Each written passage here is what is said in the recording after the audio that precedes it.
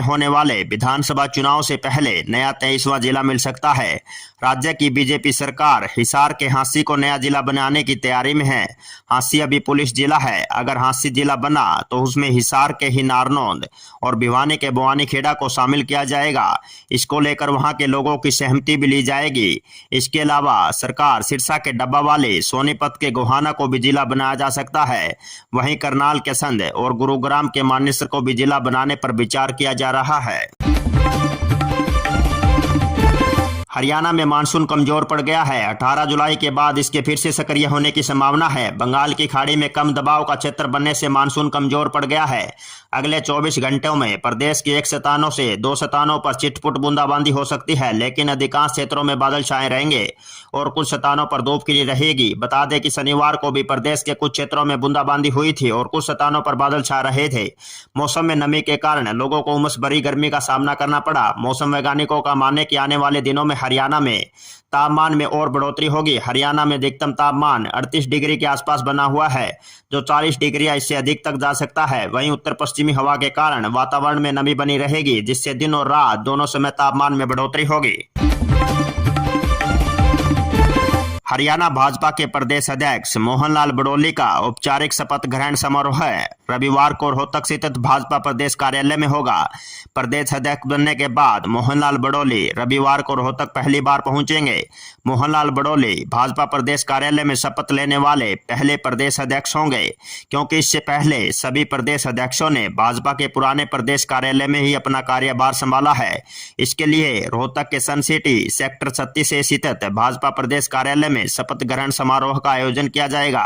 बड़ौली 14 जुलाई को औपचारिक रूप से कार्यभार संभालेंगे, जिसमें मुख्यमंत्री नायब सिंह सैनी मौजूद रहेंगे। इस मौके पर भाजपा विधायक, सांसद, मंत्री, प्रभारी, संयोजक, पार्टी पदाधिकारी और हरियाणा के भाजपा के वरिष्ठ नेता भी मौजूद रहेंगे।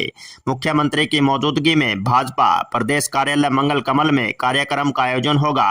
हुड्डा के गढ़ कहे जाने वाले रोहतक में रविवार को भाजपा अपनी ताकत दिखाने की कोशिश करेगी।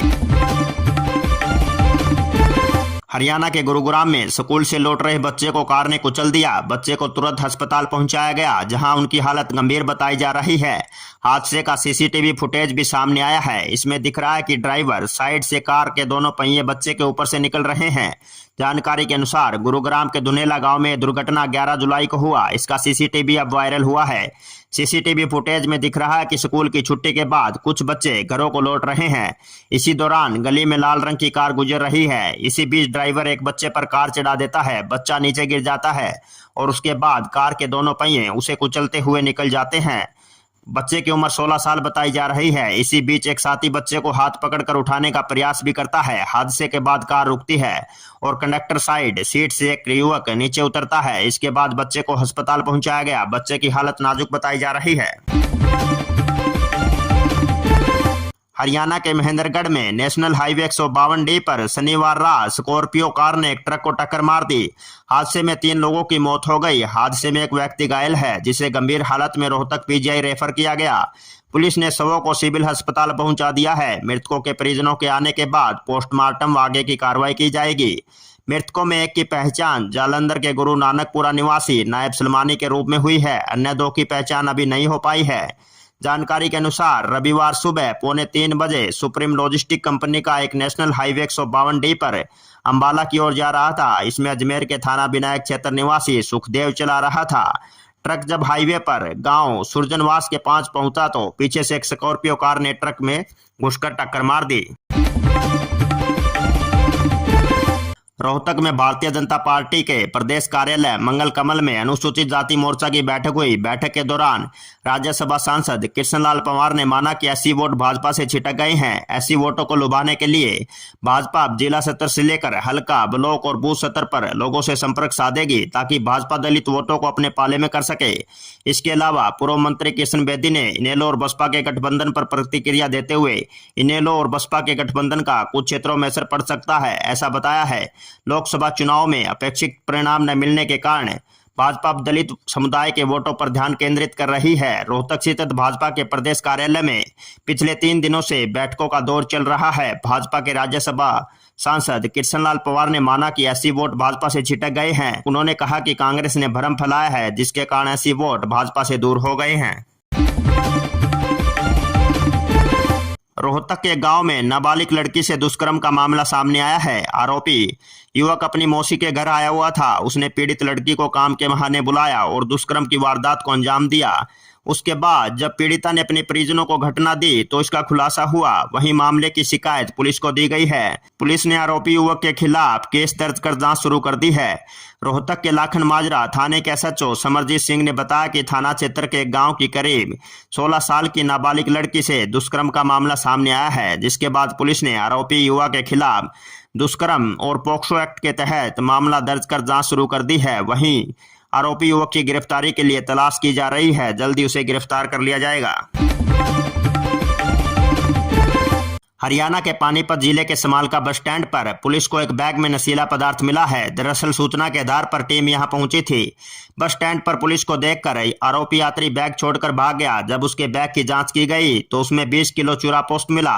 यात्रियों ने बताया कि युवक दिल्ली आईएसबीटी से टिकट खरीदकर बस में चढ़ा था। पुलिस ने अज्ञात आरोपी के खिलाफ एनटीपीसी एक्ट के तहत मामला दर्ज कर लिया है। महर्षि दयानंद यूनिवर्सिटी रोहतक से संबद्ध शिक्षण महाविद्यालयों में सत्र 2024-25 में बीएड, एमएड, बीएड विशेष शिक्षा और एमएड विशेष शिक्षा पाठ्यक्रमों में 15 जुलाई से दाखिले शुरू होंगे।